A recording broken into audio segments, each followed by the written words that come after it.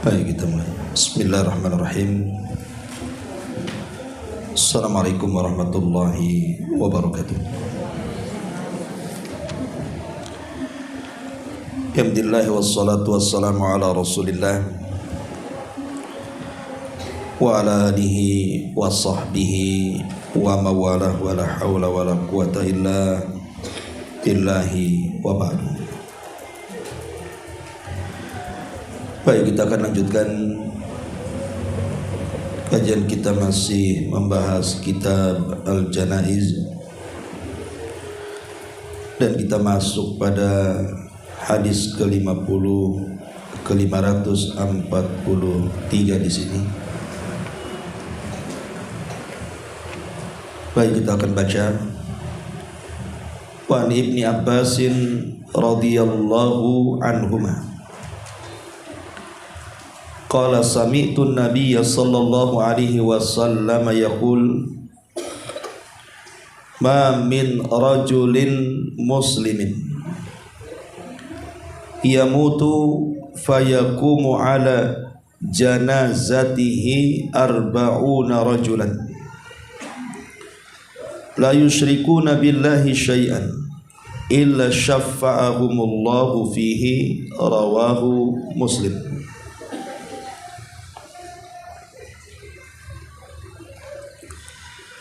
Dari sahabat Abdullah ibn Abbas radhiyallahu anhuma, seorang turjumanul Quran, beliau berkata, aku mendengar Nabi sallallahu alaihi wasallam bersabda, tidaklah seorang muslim meninggal dunia kemudian berdiri di atas jenazahnya 40 orang yang tidak menyekutukan Allah sedikit pun, maksudnya menyolatinya, kecuali Allah subhanahu wa ta'ala akan berikan syafaat kepada orang tersebut. Hadis ini dikeluarkan Al-Imam Muslim dalam Sahihnya. Baik, masyarul muslimat yang dimuliakan Allah subhanahu wa ta'ala, apa maksudnya hadis ini? Hadis ini maksudnya adalah keutamaan jenazah yang disolatkan oleh orang yang banyak, dengan syarat yang menyolatkannya ahli tauhid, tidak menyekutukan Allah dengan apapun. Kalau seorang jenazah disolatkan oleh orang banyak, di sini Nabi Shallallahu Alaihi Wasallam menyebutkan angkanya 40 orang, walaupun dalam riwayat disebutkan 100 orang, dan mereka tidak menyekutukan Allah subhanahu wa ta'ala, kecuali Allah akan berikan syafaat. Lalu apa makna syafaat dalam hadis ini? Makna syafaat dalam hadis ini, sebagaimana disebutkan oleh para ulama, maksudnya adalah ad-du'a lil mayyiti birrahmati wal maghfirah. Maksudnya doa orang yang menyalati kepada orang yang mati itu dengan rahmat dan ampunan. Jadi orang yang salat ataupun menyolatkan orang yang sudah meninggal dunia sebanyak 40 orang yang tidak menyekutukan Allah sedikit pun, maka Allah akan berikan syafaat. Maksudnya Allah akan menurunkan rahmat kasih sayangnya kepada orang yang mati itu, dan juga akan memberikan ampunan akan dosa-dosanya.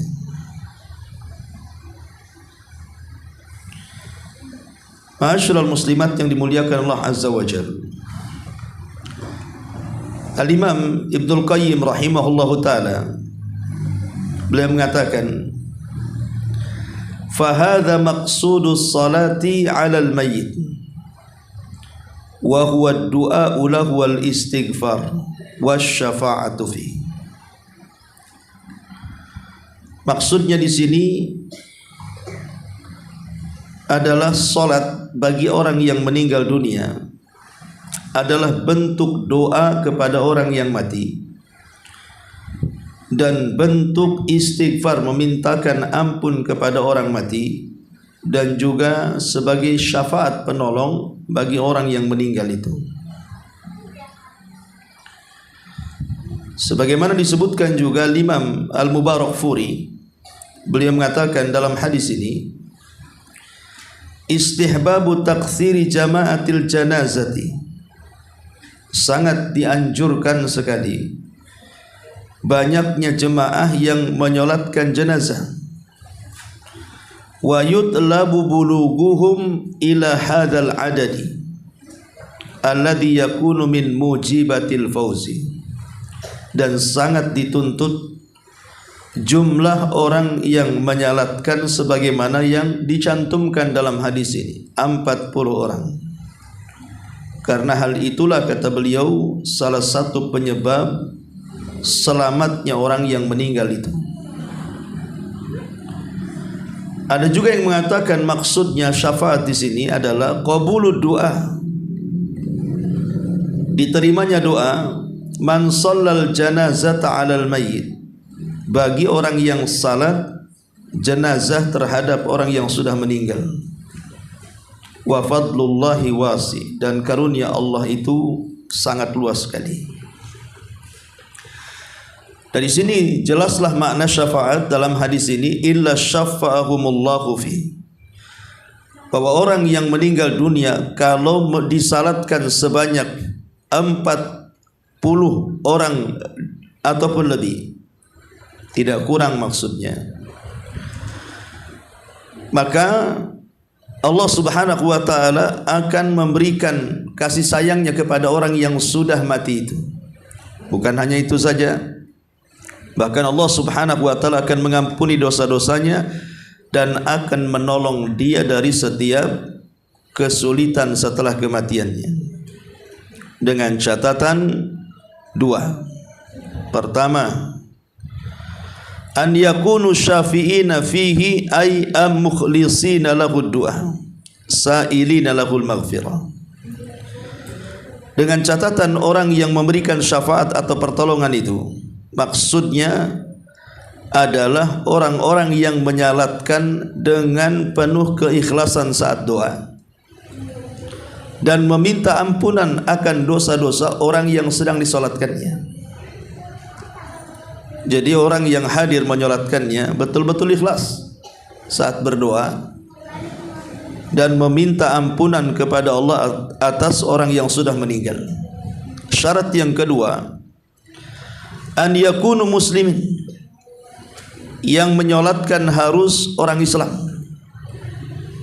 dan orang Islam pun laisa fihim man yusyriku billahi syai'an, di mana orang Islam juga mereka tidak melakukan kesyirikan sedikit pun kepada Allah Azza wa Jalla. Barulah ketika dua syarat ini dipenuhi, maka berlakulah hadis Nabi SAW, illa syafa'ahumullahu fi, kecuali Allah akan memberikan syafaat kepada orang tersebut. Al-Imam Ibn Abdul Bar dalam kitabnya At-Tamhid ketika memberikan catatan kepada hadis ini, beliau mengatakan syuhudul janaizi ajrun wa taqwa babir, menyaksikan orang yang meninggal itu adalah sebuah pahala, bahkan bentuk ketakwaan dan kebaikan. Makanya satu hari Abdullah ibn Umar radhiyallahu anhuma pernah dia menyalatkan jenazah. Habis menyalatkan jenazah langsung balik, tidak ikut menguburkannya. Maka ditegur oleh salah seorang sahabat dan mengatakan, kenapa engkau tidak ikut menguburkannya? Bukankah Abu Hurairah radhiyallahu an, bahkan Ummul Mukminin Aisyah radhiyallahu anha, keduanya mendengar hadis Nabi SAW, siapa yang menyolatkan jenazah dia dapat pahala 1 qirat. 1 qirat itu sebesar gunung Uhud berupa pahala. Dan siapa yang sampai ikut menguburkannya, maka dia dapat 2 qirat, dapat pahala 2 gunung Uhud. Maka Abdullah ibn Umar radhiyallahu anhuma kaget, kemudian ingin memastikan kabar itu. Diutusnya pembantunya namanya Khabbab. Maka datanglah Khabbab menemui Ummul Mukminin Aisyah radhiyallahu anha. Benarkah dia dan Abu Hurairah mendengar hadis itu dari Nabi sallallahu alaihi wasallam? Maka kata Aisyah radhiyallahu anha, telah benar ucapan Abu Hurairah, karena aku juga mendengar langsung dari Nabi. Maka Khabbab segera balik melaporkan hal itu kepada Ibnu Umar. Apa kata Ibnu Umar? Dhayya'na laqad dhayya'na al-qararid. Sambil dia memegang kerikil seolah-olah ada penyesalan. Sungguh aku sudah menyia-nyiakan pahala 2 gunung Uhud selama ini. Maka setelah itu Ibnu Umar radhiyallahu anhuma, kalau ada orang meninggal bukan hanya ikut menyolatkan, bahkan sampai menguburkan. Dari sini kita tahu bahwa begitulah semangat para sahabat kalau mendengar pahala. Makanya di sini kata Imam Ibnu Abdul Bar, menyaksikan orang meninggal itu sebuah pahala besar, bahkan bentuk ketakwaan dan kebaikan. Bahkan lebih daripada itu, idkhalul ajri ala syahidi wa alal mutawaffa, bahkan memasukkan pahala baik kepada orang yang menyaksikan ataupun kepada orang yang meninggal. Orang yang menyaksikan dengan menyolatkan dan menguburkan dapat 2 pahala yang berbentuk qirat 1 gunung Uhud. Dan orang yang meninggal dunia, yang sudah meninggal, maka dia pun tetap dapat pahala dalam bentuk rahmat dan juga ampunan serta syafaat Allah Subhanahu wa taala. Ma'asyiral muslimat yang dimuliakan Allah Subhanahu wa taala, Abdullah ibn Abbas radhiyallahu anhuma saat meninggal putranya di daerah Asfan, maka dia mengatakan kepada Quraib dan mengatakan, ya Quraib, undur majtama'a lahu minan nas. Sebaiknya kau lihat orang-orang yang menyaksikan jenazah putraku, sudah berapa jumlah mereka. Kemudian Quraib pun memeriksa orang-orang yang hendak menyolatkan putranya Abdullah ibn Abbas ini. Rupanya jumlah mereka sudah mencapai 40 orang. Maka kemudian Abdullah ibn Abbas radhiyallahu anhuma mengatakan, baik kalau begitu kita keluar dan kita solatkan putraku. Karena aku mendengar Nabi SAW bersabda, ma min rajulin muslimin yamutu fayaqumu ala janazatihi arba'una rajulan la yusyrikuna billahi syai'an illa syafa'ahumullahu fi. Kata Abdullah ibn Abbas kepada Quraib, karena aku mendengar Nabi SAW bersabda, tidaklah seorang muslim meninggal dunia kemudian berdiri menyolatkan atas jenazahnya 40 orang, tidak menyekutukan Allah sedikit pun, kecuali Allah berikan syafaat kepada mereka. Begitu para sahabat, betul-betul mereka ingin mengamalkan seperti yang disabdakan Nabi. Makanya Ibnu Abbas sambil menunggu, seolah-olah kalau belum 40 orang maka tidak akan disolatkan anaknya. Setelah kemudian betul-betul genap 40 orang, baru Ibnu Abbas keluar dan menyolatkan anaknya, karena ingin mengambil keutamaan 40 orang yang menyolati jenazah. Makanya dari sini kita tahu bahwa kalau di antara keluarga kita atau kerabat kita meninggal dunia, maka kita sebagai teman-teman baiknya, kita anjurkan kepada mungkin suami-suami ibu, anak-anak ibu untuk ikut hadir menyolatkan.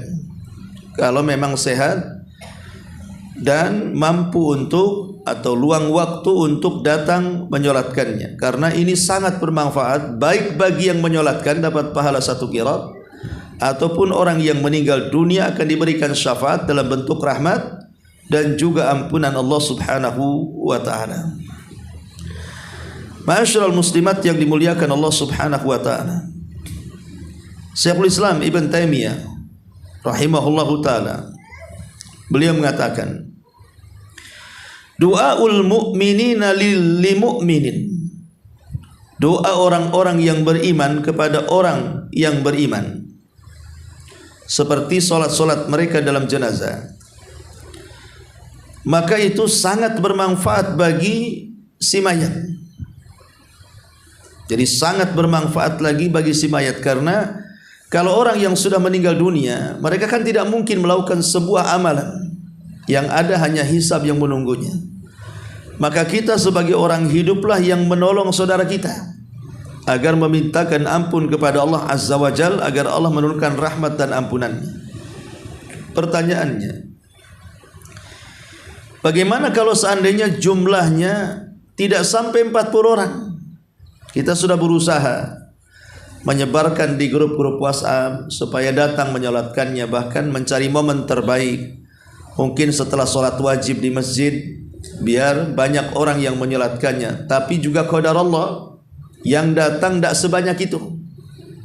Apa yang harus dilakukan? Dalam sebuah hadis dari Marthad ibn Abdullah al-Yazani, dia mengatakan, kana Malik ibn Hubairah, wa Malik ibn Hubairah minas sahabat, adalah Malik ibn Hubairah dan dia seorang sahabat Nabi. Idza shalla 'alal janazah, kalau dia salat kepada jenazah yang sudah meninggal, fataqala an-nasu 'alaiha, sementara manusia tidak terlalu banyak yang datang, artinya kurang dari 40 orang, maka disebutkan yaqulu jazaahum 'alaiha thalathata ajza, maka dia meminta jamaah yang hadir untuk membuat saf sebanyak 3 saf ke belakang. Ini pamannya hanya 6 orang, 5 orang, maka buat 3 saf ke belakang.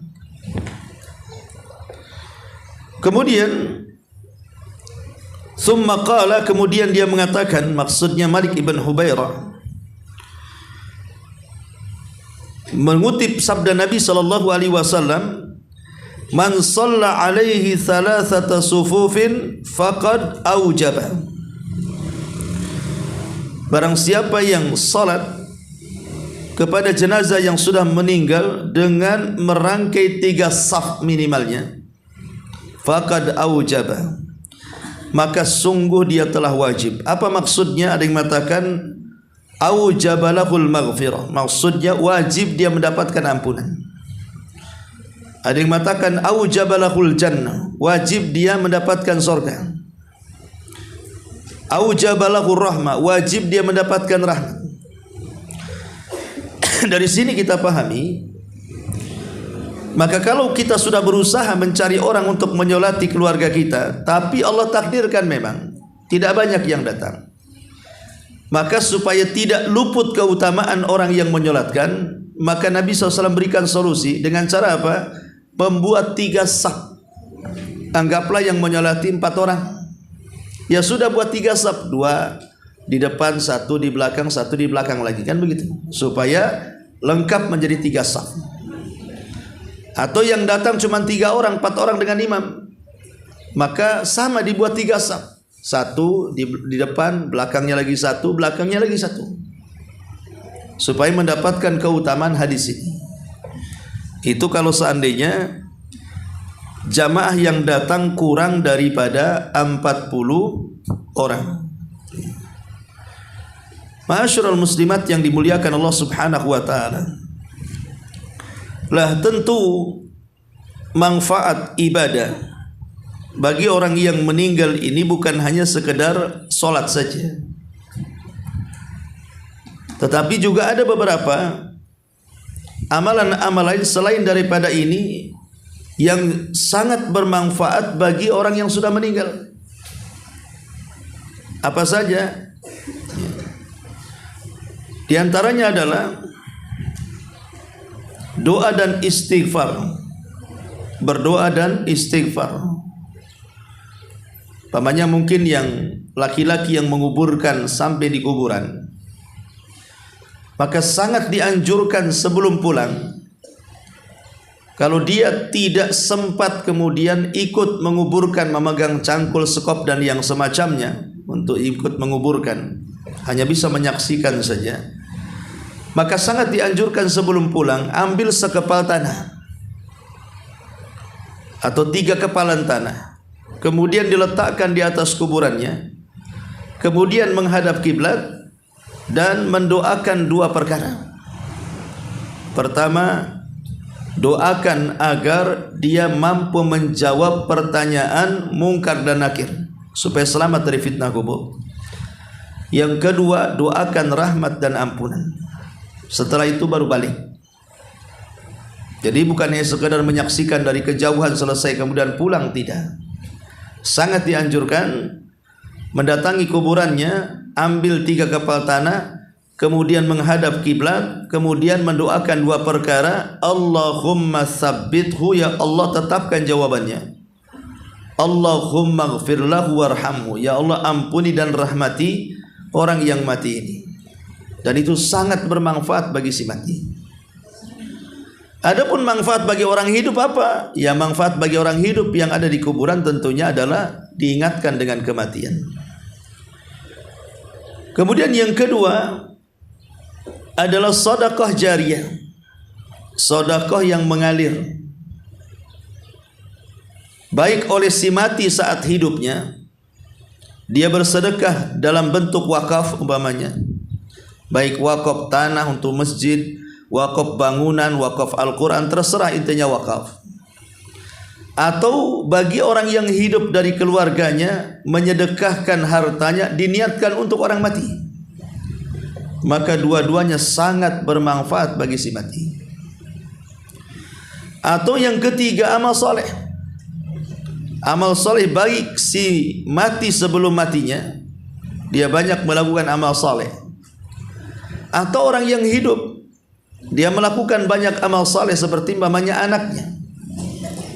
Anaknya karena didikan orang tuanya, dia pun banyak melakukan amal soleh, maka ini sangat bermanfaat bagi orang yang mati juga. Termasuk juga syafaat kaum muslimin yang disebutkan dalam hadis ini. Menyolatkan orang yang meninggal, kemudian mendoakan dengan doa yang terbaik untuk si mayat dengan keikhlasan dan penuh dengan tauhid, maka itu juga sebab Allah turunkan rahmat dan ampunan. Ma'asyiral muslimat yang dimuliakan Allah Subhanahu wa taala. Adapun si mayat sendiri, kalau tanpa bantuan orang lain untuk menyelamatkannya setelah kematiannya, maka dia pun akan selamat ketika semasa hidupnya dia sabar dalam menghadapi musibah. Karena sabar dalam menghadapi musibah, mungkin semasa hidupnya si mati ini betul-betul penyabar. Dikasih penyakit dia sabar, dikasih ujian ekonomi dia sabar. Pokoknya setiap ujian dari Allah dia sabar. Kemudian dia meninggal dunia, maka sabarnya akan berujung kebaikan bagi kehidupan setelah kematiannya, karena itu sebab diampuni dosa-dosanya. Ataupun yang kedua, disebabkan fitnah kubur. Dia seorang mukmin yang meninggal dunia, tapi Allah takdirkan dia mendapatkan fitnah kubur dan juga himpitan kubur. Maka ini juga salah satu akan menghilangkan dosa-dosanya. Atau kondisi hari kiamat, ketika dibangkitkan, maka kengerian hari kiamat bagi seorang yang beriman juga salah satu bentuk digugurkan dosa-dosanya, atau boleh jadi bentuknya rahmat Allah Subhanahu wa taala. Allah memberikan kasihan, harusnya dia masuk ke neraka, tapi karena Allah kasihan melihat amal baiknya, maka bisa saja Allah ampuni dosanya dan Allah masukkan dia ke dalam surganya. Ma'asyiral muslimat yang dimuliakan Allah Subhanahu wa taala. Atau yang lainnya seperti mamanya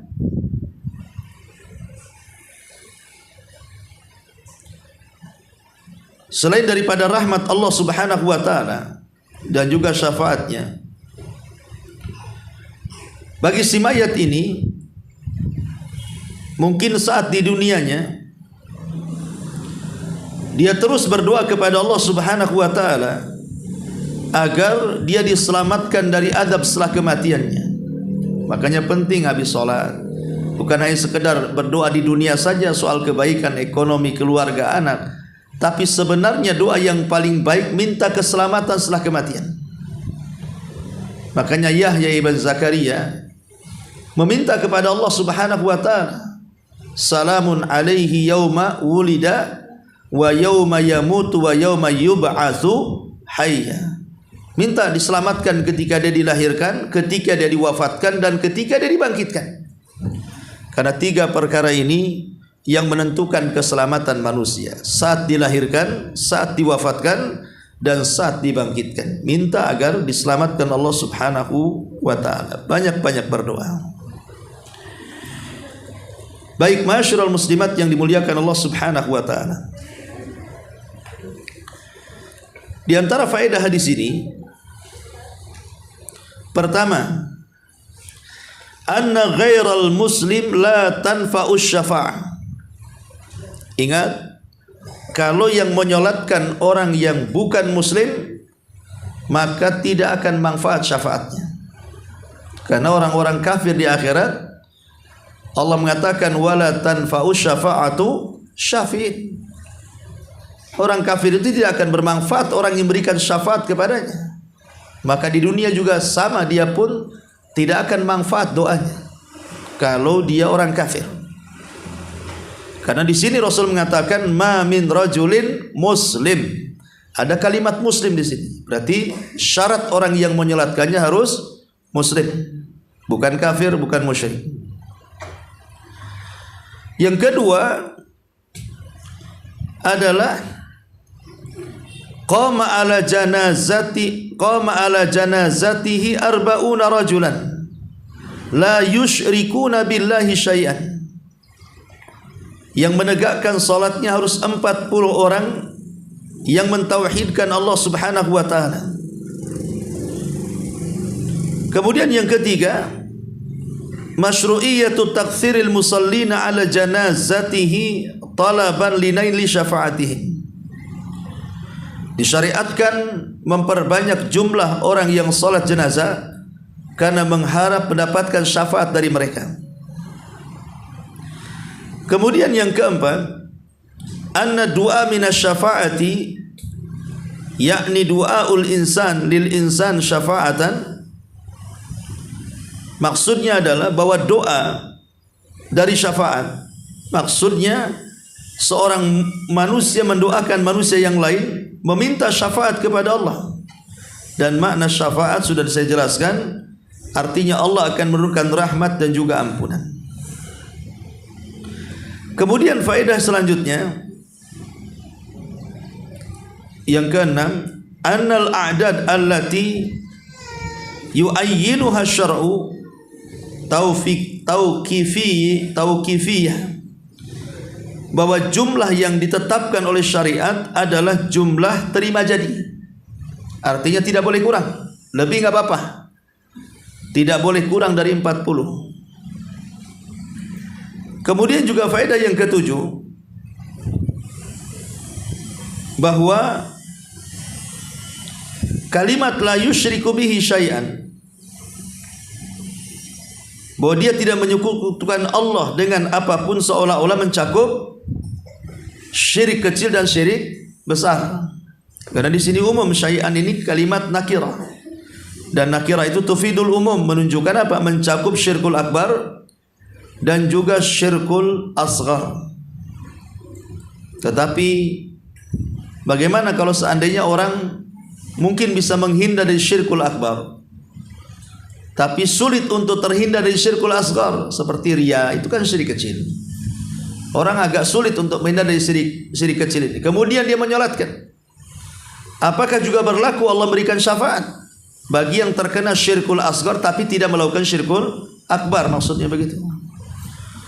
Maka secara zahir memang syaratnya harus menjauhi syirik akbar dan syirik besar, syirik kecil. Tapi bukan berarti dia tidak mendapatkan syafaat Allah Subhanahu wa taala. Tetap dia mendapatkan syafaat. Kemudian juga yang selanjutnya di antara faedah hadis ini adalah masyru'iyatul ikhlas fid du'a lil mayyit. Disyariatkan mengikhlaskan doa bagi orang yang meninggal. Karena orang yang tidak ikhlas itu percuma. Kemudian faedah berikutnya, disunnahkan untuk memperbanyak berkawan dengan teman-teman yang saleh.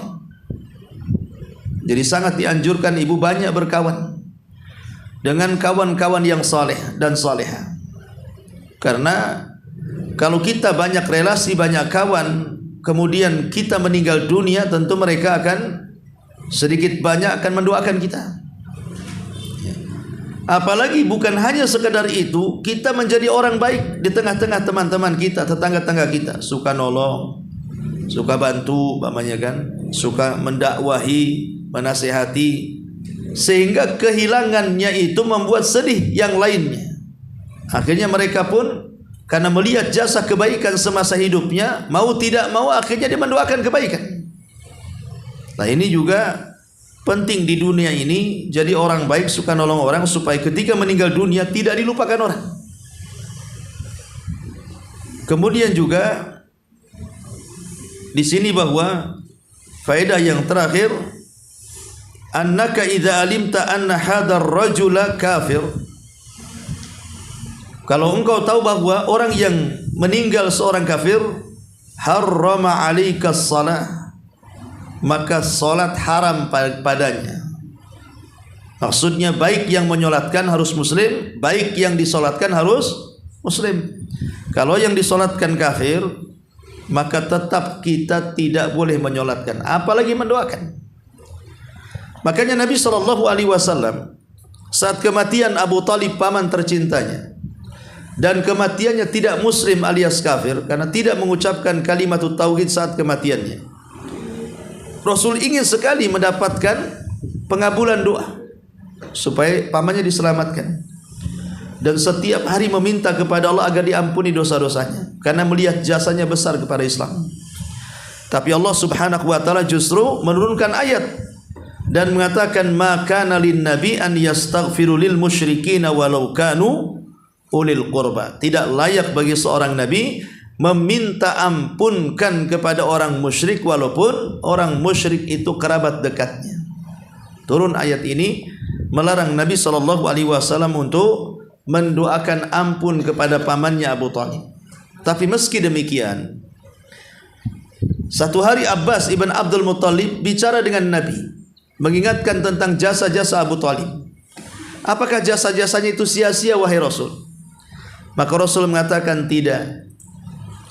Dia akan selamat dari ombak gulungan neraka, tapi tidak selamat dari sandal neraka. Artinya dia diringankan azabnya, tidak tenggelam dengan neraka, tapi nerakanya hanya sampai di tumitnya saja. Tapi itu sudah cukup mendidihkan kepalanya. Itulah satu-satunya orang kafir yang mendapatkan keringanan azab di akhirat. Ma'asyiral muslimat yang dimuliakan Allah Subhanahu wa taala, inilah di antara faedah daripada hadis ini. Baik, kita akan baca sedikit syarahnya dari hadis ini. Qala An-Nawawi, berkata Imam Nawawi rahimahullahu taala, wa fi hadits akhar, dalam hadis yang lain, salasata sufuf, dibentuk dengan 3 saf. Kemudian Kata beliau maksudnya 3 saf kalau memang tadi tidak memenuhi kuota 40 orang, maka boleh dengan cara menggunakan 3 saf ini. Tetapi apakah kemudian 3 saf ini juga keutamaannya sama dengan 40 orang yang menyolati? Maka berkata Abu Abdillah ghafarahullah, pengarang kitab ini, annal murada min hadits Malik ibn Hubairah, maksudnya hadis Malik ibn Hubairah, lau kana thabat, anggap hadisnya sahih, maksudnya bukan 3 saf melihat orang, walaupun 3 orang yang penting dibuat saf, bukan itu maksudnya, tetapi al-hasu ala taksiril musallina an yablughu thalathata saf, maksudnya anjuran memperbanyak orang yang menyolati sehingga mencapai 3 saf. Wa anna sufufa binafsiha laysa lahal fadilah al-madhkura fil hadis, karena semata-mata saf ini tidak ada keutamaan untuk menolong orang yang sudah meninggal sebagaimana yang tertera dalam hadis ini.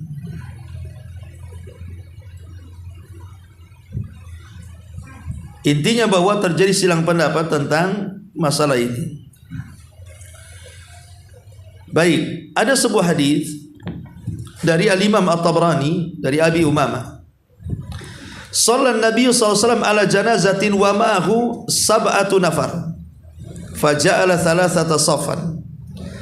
Nabi SAW pernah menyolatkan jenazah dan jemaah yang menyolatkan cuma 7 orang. Maka Nabi menjadi 3 saf. Maksudnya karena 7 orang, 2 orang, 1 saf, 2 orang, 1 saf, kemudian yang terakhir 3 orang. Tapi ada yang mengatakan hadisnya lemah.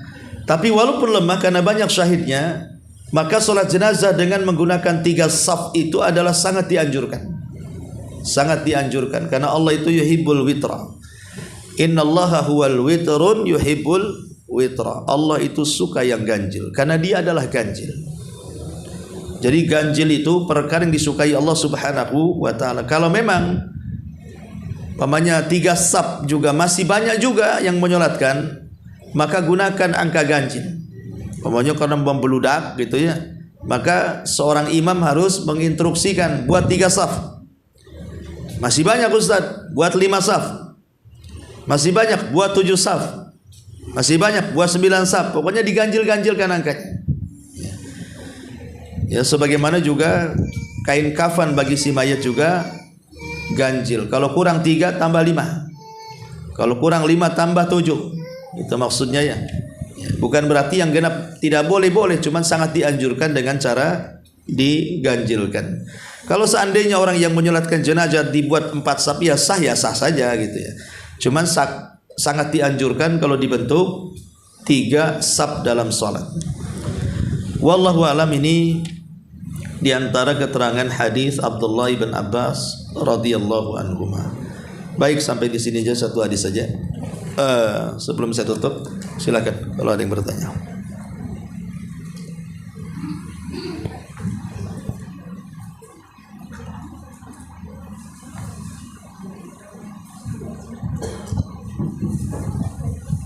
Bismillahirrahmanirrahim. Atas paparan ilmunya dari guru kami bisa menambah ilmu dari apa yang disampaikan, bahwa sholat jenazah itu dianjurkan untuk selalu ganjil, dan sholat yang lebih dari 40 orang itu akan mendapatkan syafaat dari doa orang yang mensolatinya dengan syarat dia tidak mengizinkan Allah.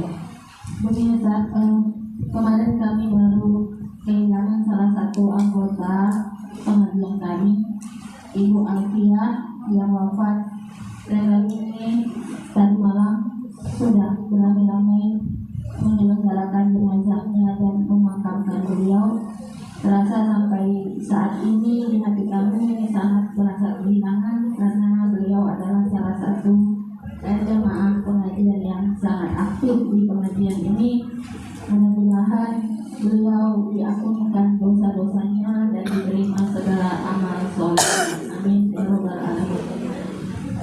Begini pertanyaannya Ustaz, ketika kami mendengar kematian salah satu teman atau sahabat, hati kami itu menjadi sedih dengan kehilangan dan merasakan bahwa ternyata kematian itu sangat dekat dan tidak memberikan tanda-tanda bahwa kematian itu selalu datang. Tapi hal itu dengan seiring berjalannya waktu, kita selalu lupa Ustaz, selalu lupa dengan kematian. Itu apa yang menyebabkan kita selalu lalai dengan kematian? Apakah harus kita diingatkan lagi dengan cara dengan adanya kematian dari keluarga atau teman? Ataukah ada cara lain agar kami bisa kembali menyadari bahwa kematian itu sangat dekat? Iya, alhamdulillah. Ya, pertama tetap kita sebagai seorang muslim, kewajiban kepada muslim yang lainnya kita mendoakan yang terbaik, baik ketika masa hidupnya atau setelah meninggalnya. Termasuk salah satunya meninggalnya saudara kita Bu Alfia. Ya, kita harus sama-sama mendoakan supaya Allah menerima amalannya, mengampuni dosa-dosanya, dan diberikan ketetapan saat datang malaikat mungkar dan nakir bertanya soal 3 hal: siapa Rabbmu, siapa nabimu, dan apa agamamu. Itu sudah kewajiban kita mendoakan saudara kita. Yang kedua, ingat apa yang dikatakan oleh Handalah. Handalah adalah seorang sahabat yang dibesarkan para malaikat. Walaupun bapaknya tokoh munafik, bahkan bapaknya lah yang pendiri Masjid Dirar yang dibakar Nabi SAW karena masjid itu digunakan untuk menyebar kekufuran, perpecahan, dan pengintaian kepada kaum muslimin, dan bapaknya berakhir dengan pindah agama menjadi Nasrani. Tetapi Allah Subhanahu wa taala takdirkan walaupun bapaknya seperti itu, tapi melahirkan anak yang luar biasa, namanya Handalah, yang disebut dengan Ghasilul Malaika, sahabat yang dibesarkan para malaikat. Karena saat jihad dia lupa belum mandi junub, kemudian langsung terjun ke peperangan dan mati syahid. Maka malaikat berbondong-bondong ingin memandi besarkan sahabat ini, maka disebut Ghasilul Malaika. Semasa hidupnya Handalah ini datang menemui Abu Bakar Siddiq radhiyallahu anhu dan mengatakan, wahai Abu Bakar, apakah saya ini munafik? Kata Abu Bakar, kenapa dengan engkau wahai Handalah? Maka Handalah mengatakan, kami kalau sedang duduk-duduk di majelis Nabi, Nabi menceritakan soal neraka. Artinya soal kematian. Kalau sudah neraka kan artinya bicara soal kematian. Karena tidak mungkin orang masuk neraka kalau nggak mati. Seolah-olah neraka itu ada di pelupuk mataku, seolah-olah nyata di hadapanku itu ada neraka, sehingga kami ketakutan. Tetapi kalau sudah kami keluar dari majelis Nabi, seolah-olah neraka itu hanya dongeng Nabi saja, seolah-olah enggak kenyataan. Apa saya munafik punya perasaan seperti itu? Maka Abu Bakar mengatakan, apa yang kau rasakan juga sama ku rasakan. Bagaimana kalau kita bertanya kepada Nabi? Maka berangkat Abu Bakar dan Handalah menuju Nabi SAW, kemudian bertanya soal perasaan itu. Persis yang tadi Ummu Reza tanyakan. Kalau hari ini kita mendengar ada saudara kita meninggal, bahkan kita juga menyaksikannya, terkadang sehari 2 hari kita masih ingat, jangan-jangan besok kita. Tapi seiringnya waktu sudah tidak ada lagi berita kematian, kadang lalai seolah-olah kita tidak akan mati. Itulah perasaan yang dirasakan Handalah. Lah, apakah perasaan itu dianggap perasaan orang yang terkena sifat nifaq? Sekali-kali ingat, sekali-kali lupa. Maka Nabi SAW menasihatkan Handalah soal perasaan itu. Kata Nabi SAW, tidak wahai Handalah, perasaan itu bukan perasaan munafik. Tetapi ya Handalah, walakin sa'atan sa'ah. Meski demikian, supaya kamu tidak lalai dari mengingat kematian, bagilah waktu-waktumu. Sewaktu-waktu kau boleh sibuk dengan duniamu, dan sewaktu-waktu engkau harus hadir di majelisku, kata Rasul. Dari sini kita tahu bahwa supaya kita tidak terlalaikan kematian, ya harus rajin hadir di majelis ilmu. Ya. Karena hanya di majelis ilmu lah kemudian kita mendapatkan pencerahan, ruh ini mendapatkan asupannya. Tapi kalau sudah lari dari majelis ilmu, saya yakin pasti satu hari akan futur. Bukan hanya sekedar tidak ingat kematian, bahkan dia juga tidak akan ingat bahwa dia sedang melakukan kemaksiatan. Bahkan boleh juga dia gemar melakukan kemaksiatan. Udah lupa, kalau sudah seperti itu ya hati makin hitam, makin keras, dan sulit untuk ingat kematian. Seolah-olah dia akan hidup selamanya. Nah ini yang harus dipahami, kalau supaya kita tidak mudah lalai, ya harus mengaji, belajar. Tidak harus, ya andai kata hadir di majelis ilmu lebih baik. Tapi kalau tidak hadir pun bisa lewat YouTube sekarang kan, lewat baca artikel-artikel di internet dan begitu seterusnya. Ya. Yang kedua, kalau ada saudara kita yang meninggal dunia, kalau memang kita punya waktu dan sehat, datang takziah. Ya, kalau bagi ibu-ibu kan cukup takziah saja, menguburkan tidak perlu. Kan itu tugasnya bapak-bapak. Ya. Tapi ibu bisa datang ke orang yang kena musibah, karena ibu akan melihat bagaimana orang yang ditinggalkan itu raut sedih mereka, tetesan air mata mereka, raut suram wajah mereka seolah-olah kehilangan yang dicintainya.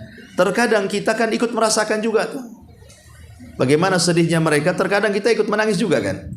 Lah itu salah satu kenapa takziah juga bisa mengingatkan kepada kematian, supaya kita bisa melihat keluarga yang ditinggalkan.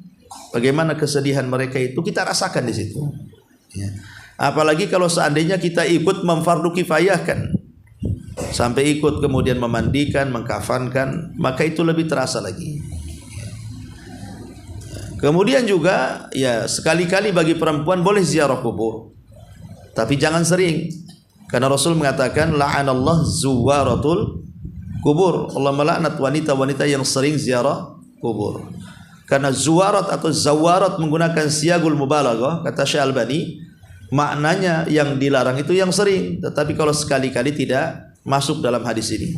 Boleh sekali-kali datang ke kuburan, supaya merenungkan bahwa kita akan menyusul mereka. Maka dalam salamnya saja kita masuk kuburan itu sebenarnya sudah mengingatkan kita kepada kematian. Assalamualaikum ya ahlal kubur, minal muslimina wal mu'minin, minal muslimina wal muslimat. Kemudian wa inna bikumul lahiqun nas'alullahu lana wa lakumul afiyata. Ya. Keselamatan bagi kalian wahai penduduk kubur, baik dari kalangan mukmin laki-laki atau perempuan. Kami juga akan menyusul kalian. Nah, ini kalimat ini, kami juga akan menyusul kalian, kan kita diingatkan dengan kematian itu. Ya, makanya sekali lagi Rasul mengatakan aktsiru dzikra hadimil ladzatil maut. Perbanyak ingat akan sesuatu yang menghancurkan kenikmatan kalian, yaitu kematian. Apalagi kalau seandainya saudara kita sendiri yang meninggal, atau jemaah yang sama-sama jemaah pengajian yang meninggal, kemudian meninggalnya juga tidak ya normal, umpamanya tadinya sehat-sehat, habis dioperasi atau mati, padahal kemarin baru ngobrol dengan kita gitu ya, bercanda dengan kita, atau masuk rumah sakit terus dioperasi malamnya mati. Kadang-kadang kan kita percaya nggak percaya tuh ya. Kenapa kok bisa mati kan itu? Memang itu sudah waktunya, sudah ajalnya. Ya. Tetapi sekali lagi ingat kematian itu bagus. Tapi kalau jadi stres gara-gara ingat mati, itu yang tidak boleh. Karena ada orang yang sampai stressing mengingat kematian, seolah-olah malaikat maut itu sudah di kepalanya dia saja. Ya. Sehingga akhirnya dia lemas, sehingga mengurangi ibadahnya karena stres mikir dia akan mati, gimana nanti, gimana di kuburan, gimana. Akhirnya stres. Nah, itu yang tidak boleh. Ya. Mengingat kematiannya bagus, tapi kalau menjadikan dia stres akhirnya futur, itu yang tidak bagus di situ. Karena nanti pikiran-pikiran seperti itu akan sampai di kepala ibu-ibu. Apalagi kalau usianya sudah di atas 60, sudah di atas 70 kalau memang diberikan usia panjang gitu kan. Maka pikiran-pikiran seperti itu was-was setan sebenarnya. Ya. Gimana nanti. Sebenarnya setiap orang pasti mati. Gak usah bicara gimana nanti. Yang Nabi SAW inginkan dari kita itu bukan bagaimana caranya, Bukan di mana kita mati, tapi bagaimana caranya kita mati. Ya caranya husnul khotimah lah. Lah itu harus dipersiapkan dengan ibadah. Jadi makanya kata Al-Imam Ibnu Hazm rahimahullahu taala dalam kitab Muhalla, sebaiknya orang-orang yang sudah sepuh maka tinggallah di tempat-tempat ibadah. Sebaiknya orang-orang yang sudah tua itu di tempat-tempat ibadah. Ya ke masjid, atau kalau ibu di rumah di musola khusus, ya sering-sering baca Quran, berzikir dan begitu seterusnya. Karena apa yang dinanti orang tua kecuali kematian? Karena alhamdulillah kita ini bersyukur ya, Nabi SAW sudah memberikan amaran kepada kita tentang umur usia umat Islam. Kan Rasul sudah mengatakan berkisar 60 sampai 70 kan. Artinya kalau usianya sudah kepala 6, ya, harusnya ingat hadis ini bahwa kata Nabi SAW, a'maru ummati baina sittina wa sab'in, usia umatku itu berkisar 60 sampai 70 tahun. Berarti kalau sudah kepala 6 ini ya sudah hati-hati saja harusnya kan, lebih rajin lagi ibadah.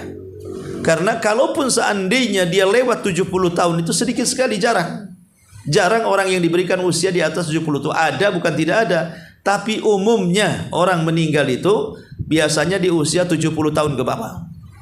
Umumnya seperti itu. Ya, karena sekali lagi alamat-alamat dia itu sudah banyak. Rambut sudah mulai beruban. Ya, lari sudah tidak bisa kencang. Kadang-kadang kalau naik ke lantai 2 yang disalahkan tangganya. Ya, siapa yang buat tangga katanya. Padahal dia sudah tua. Kok salah tangga pula disalahkan? Siapa yang buat konstruksi katanya. Wah juga anak-anak lari kencang bisa masih tertawa, kenapa disalahkan tangganya? Sebenarnya dari situ saja sudah ada amaran kan gitu ya, bahwa nafas kita sudah tidak panjang lagi tuh. Sudah ngos-ngosan kalau sudah tua tuh. Ya karena memang semuanya juga nikmat Allah itu jangankan mulai dari kepala 4 saja sebenarnya. Itu sudah amaran sudah ada. Karena biasanya dari kepala 4 ke atas itu nikmat Allah dalam badan kita itu satu-satu dicabut. Satu-satu dicabut. Kalau 40 tahun ke bawah sih masih oke lah kan ya.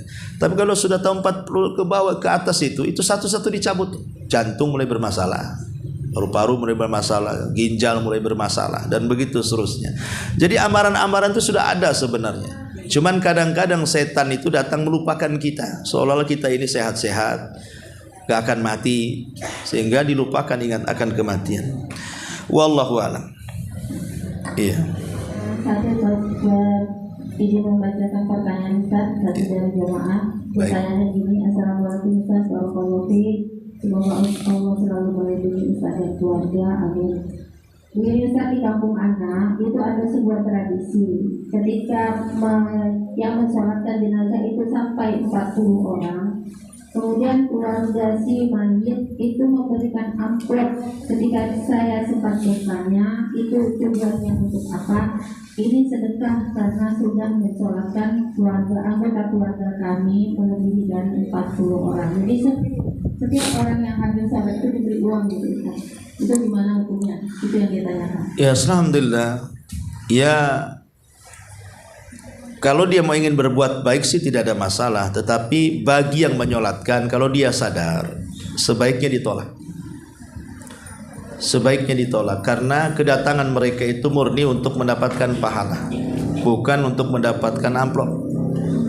Sebab kalau kebiasaan dibuat seperti itu, nanti banyak yang menyolatkan di situ, tujuannya sudah tidak ikhlas lagi. Kalau ada jenazah orang kaya, ayo kita ke sana, pasti amplopnya besar. Ya kan, jadi ikhlas. Cemana dia akan dapat syafaat orang si mati? Syaratnya harus ikhlas.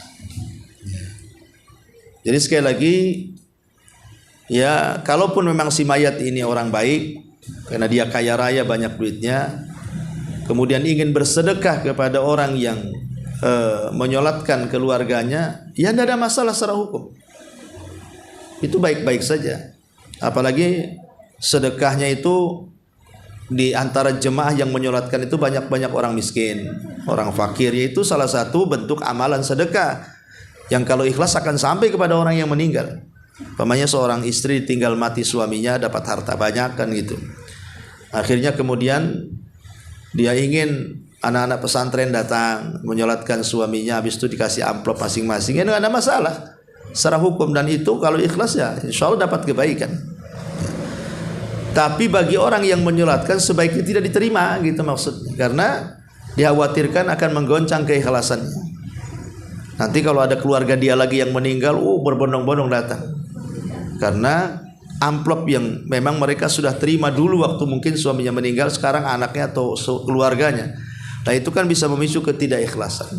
Apalagi kalau seandainya orang yang ditinggalkan itu orang miskin, yang harusnya kita membantu malah merepotkan.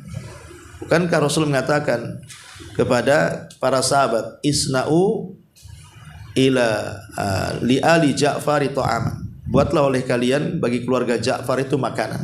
Artinya kita yang membantu orang yang meninggal, yang korban ataupun keluarga yang ditinggal meninggal, bantu mereka sedang kesusahan hati ya, dan juga kesusahan harta, apalagi mereka orang susah gitu ya. Maka salah satu takziah itu yang bagus, adat istiadat di kampung-kampung itu biasanya kan mereka bawa beras, bawa uang, bawa rantang, bawa apa kan di kampung-kampungan gitu ya. Ya, jadi kalau orang meninggal itu kasih beras banyak-banyak, sehingga ketika dia sudah hilang kesedihannya, kalau dia orang susah adalah yang dimakan dia.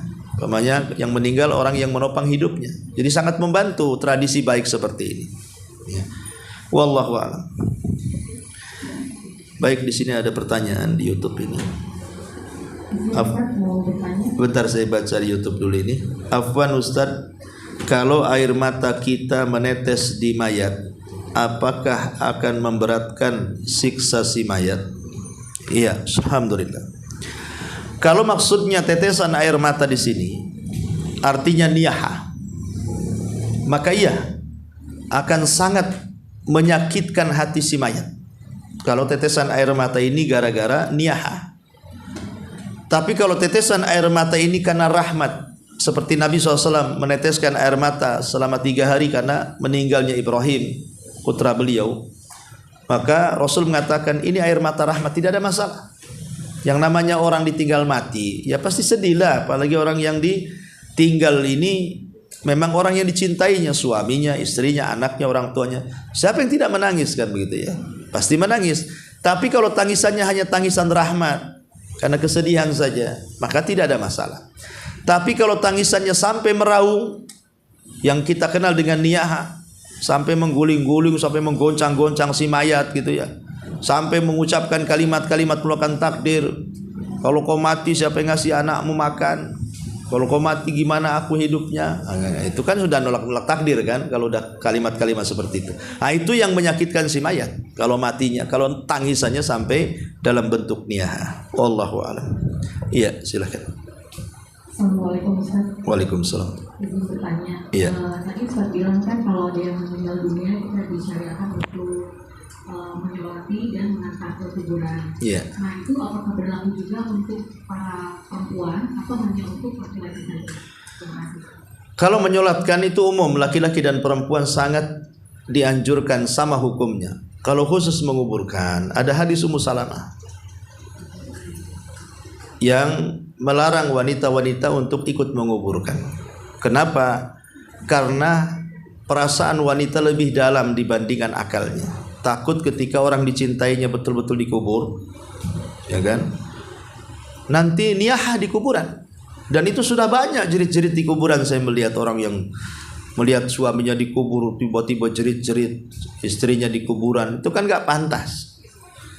Makanya ulama mengatakan sekalipun tidak haram hukumnya, tapi makruh. Makruh wanita yang ikut mengantarkan ke kuburan. Cukuplah wanita di rumah saja. Nanti saja kalau sudah kesedihannya sudah mulai hilang, sudah mulai tenang, entah sebulan setelahnya, 2 bulan setelahnya, baru kita ziarah kubur gitu maksudnya. Ya, wallahu a'lam. Iya. Iya, karena di sini tidak rajul itu kan nakirah. Kalau disebut laki-laki berarti masuk perempuan. Dalam bahasa Arab seperti itu. Makanya ibu kalau mengucapkan assalamualaikum, itu kan untuk laki-laki. Tapi kan umum ibu bilang assalamualaikum. Kum itu kan laki-laki, harusnya kunna. Harusnya assalamualaikum kan gitu ya. Tapi kan umum assalamualaikum. Karena dalam bahasa Arab kalau disebut laki-laki masuk perempuan. Tapi kalau disebut perempuan, laki-laki nggak masuk. Wallahu a'lam. Ustaz, ini ada pertanyaan tadi simpulkan karena agak audit juga baca tulisannya. Intinya begini, Assalamualaikum Ustaz warahmatullahi wabarakatuh. Dulu saya pernah kehilangan orang tua saya meninggal, kemudian karena tersebarnya video-video tentang orang yang meninggal itu harus biasanya diberi makanan gitu dari tetangga. Nah, tetangga saya itu banyak mengantarkan makanan ke tempat saya sehingga banyak bebannya. Kemudian karena terlalu banyak, akhirnya saya bagikan lagi ke tetangga. Tapi tetangga saya menjawab gini, kami nggak mau makan dari rumah orang yang meninggal. Akhirnya makanan itu menjadi mubazir. Apakah saya berdosa, Ustaz? Iya, alhamdulillah. Ya kalau seandainya tetangga tidak mau kasih, tetangga yang nggak tahu lah. Orang miskin banyak. Kalau umpamanya saking banyaknya melimpah makanan, kalau disimpan jadi busuk ataupun tidak manfaat, maka kasih orang-orang yang miskin, anak-anak yatim. Anggaplah itu bentuk sedekah bagi si mayat. Kalau tetangga nggak mau, ya mau gimana lagi? Kasih yang lainnya. Ya. Jadi masih ada alternatif ngasih orang. Mungkin kan tetangga tahu dia adalah korban kan itu ya, sehingga ingin menjaga perasaan tetangga, tidak mau. Dia sedang kesulitan, masa kita menyulitkan? Kita berhusnudzon aja. Ya cari yang orang nggak tahu, kalau dia terkena musibah pasti dia mau. Mungkin kalau di desa itu tahu semua, cari desa sebelahnya lagi. Kalau kompleks itu tahu, ya cari yang mana, di Ruli-Ruli atau di mana yang menerima. Ya, karena alasan supaya makannya tidak mubazir tadi kan. Sayang juga kalau mubazir kan. Ya, apalagi beras banyak gitu kan, nggak ada tempat. Saya pikir itu solusinya mudah sekali. Cari tempat lain, kemudian sedekahkan kepada orang lain yang tidak tahu dia terkena musibah. Wallahu a'lam. Baik, sudah 11:30. Subhanaka wa bihamdika asyhadu an la ilaha illa anta astaghfiruka wa atubu ilaik. Wallahu ta'ala alam.